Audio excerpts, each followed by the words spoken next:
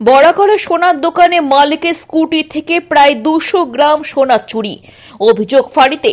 Asansol Durgapur police কমিশনারেটের Kulti থানা বড়াকড় ফাঁড়ি অন্তর্গত বড়াকড় ডিসেরগড় রোড স্থিত মহামায়া জুয়েলার্সের মালিক মলয় কর্মকার আজ বিকেল 4:30টায় কুলটি থানা বড়াকড় ফাঁড়িতে লিখিত অভিযোগ দায়ের করলেন যে গতকাল রাতে প্রায় 9:30টার সময় সে দোকান বন্ধ করে বাড়ি যাওয়ার সময় বড়াকড়ে একটি দোকানে কিছু কিনতে যায়।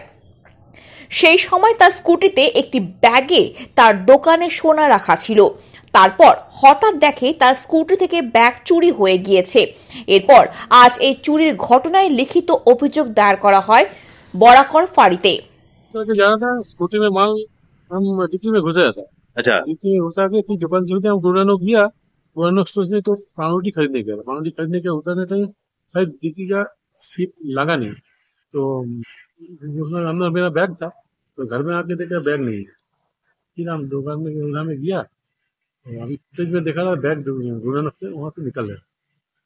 अच्छा, कितना उसमें 9 बजे 9:30 कितना का जेवर उसमें आपको मौजूद था? सब हिसाब नहीं किया। क्या नाम हुआ दादा आपका? मोले पुलिस को कंप्लेन किए है? पुलिस कंप्लेन हो, पुलिस अभी क्या आश्वासन दिया आपको? इस वाला हम कदम चल रहा है। अब तो देखिए हम लोग कोशिश कर रहे हैं बहुत। রাজ্যের মুখ্যমন্ত্রী মমতা বন্দ্যোপাধ্যায় অনুপ্রেরণায় 30তম আঞ্চলিক স্তরে আদিবাসী ভাষায় একাঙ্ক নাটক প্রতিযোগিতায় এই প্রথমবার আয়োজন করা হয় সালানপুর ব্লকের রূপনারায়ণপুর হিন্দুস্তান কেবলস শ্রমিক মঞ্চে, যেখানে উপস্থিত হন বারাবণী বিধায়ক তথা আসানসোল পৌর নিগমের মেয়র বিধান উপাধ্যায়, পশ্চিম বর্ধমান জেলা সভাধিপতি বিশ্বনাথ বাউরি, জেলা পরিষদ কর্মাধ্যক্ষ মোহাম্মদ আরমান। এই আদিবাসী নাট্য প্রতিযোগিতায় মোট 5টি আদিবাসী দল অংশগ্রহণ করেন। আদিবাসীদের এই আঞ্চলিক স্তরের নাট্য প্রতিযোগিতায় যে দল উত্তীর্ণ হবে তারা সরাসরি রাজ্য স্তরে অনুষ্ঠানে যোগ দেবে বলে জানা যায়। তাছাড়া এদিন উপস্থিত ছিলেন সালানপুর পঞ্চায়েত সমিতি সভাপতি কৈলাসপতি মণ্ডল, সহসভাপতি বিদ্যুৎ মিশ্র, সমাজসেবী ভোলা সিং সহ আরো অনেকেই।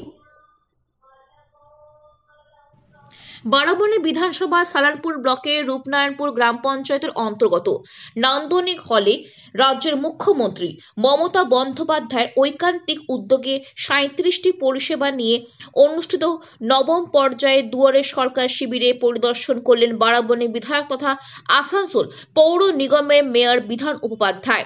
সাথে শিবিরে আগত মানুষের সঙ্গে তাদের সুবিধা অসুবিধা নিয়ে কথা বলেন। এদিন তিনি জানান, নবম পর্যায়ে দুয়ারে সরকার শিবিরে সাধারণ মানুষের ভিড় উপচে পড়ছে। রাজ্য সরকারের প্রতিটি প্রকল্পের সুবিধা পাচ্ছিল মানুষ, তাই তার মুখ্যমন্ত্রীর উপর আস্থা ভরসা রেখেছে। তাছাড়াও এদিন উপস্থিত ছিলেন সালানপুর পঞ্চায়েত সমিতি সভাপতি কৈলাসপতি মণ্ডল, সহসভাপতি বিদ্যুৎ মিশ্র, পশ্চিম বর্ধমান জেলা পরিষদ কর্মাধ্যক্ষ মোহাম্মদ আরমান, সমাজসেবী ভোলা সিং সহ আরো অনেকেই।